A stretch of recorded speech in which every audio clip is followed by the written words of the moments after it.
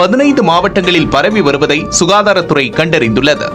சென்னை, காஞ்சிபுரம், செங்கல்பட்டு, தென்காசி போன்ற மாவட்டங்களில் தமிழகம் முழுவதும் 306 பேர் ஜாப்பனீஸ் மூளைக்காய்ச்சலால் பாதிக்கப்பட்டுள்ளனர். 2 days பேக் இந்த நியூஸ் வந்துச்சு.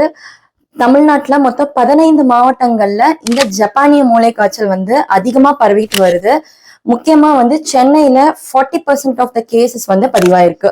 ஸோ இதுக்கான அறிகுறிகள் எதனால வருதுன்றத இந்த வீடியோல பார்த்துடலாம். It is a mosquito born viral infection. இது கொசுனால வருதுதான். கொசுல முக்கியமா கியூலெக்ஸ் அப்படின்ற ஒரு வகையை சேர்ந்த கொசுனால இந்த வைரல் இன்ஃபெக்ஷன் பரவுது. அதாவது இப்ப ஏடிஸ் எஜிப்டி மஸ்கிட்டோ கேள்விப்பட்டிருக்கீங்கல்ல, டெங்கு, சிக்கன் குனியாக்கெல்லாம் அந்த மாதிரி இந்த கியூலெக்ஸ் அப்படின்ற ஒரு கொசு இந்த வைரல் இன்ஃபெக்ஷனை ஏற்படுத்துது.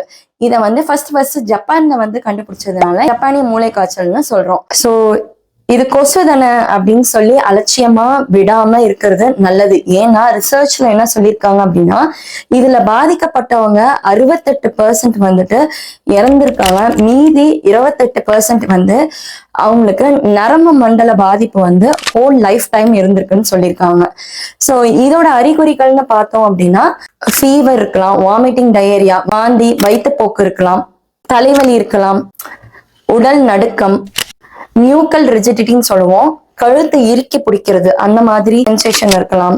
டைரக்டா மூளைய பாதிக்கிறது, நரம்பு மண்டலத்தை பாதிக்கிறது. இன்னும் இந்த இன்ஃபெக்ஷன் அதிகமாச்சு அப்படின்னா பக்கவாதம் வரலாம். அதாவது ஹெமிப்ளேஜியா இல்லைன்னா குவாட்ரிப்ளேஜியான்னு சொல்லுவோம். ஹெமிப்ளேஜியா ஒன் சைட் ஆஃப் த பாடி, ஒரு சைட் ஆஃப் த பாடி மட்டும் பக்கவாதம் இருக்கிறது. குவாட்ரிப்ளேஜியா அப்படின்னா எல்லாமே பக்கவாதம் ஆகுறது. ஸோ அதுக்கப்புறம் வலிப்பு வரலாம், இன்ட்ராக்ரீனியல் ப்ரெஷர் இன்க்ரீஸ் ஆகலாம்.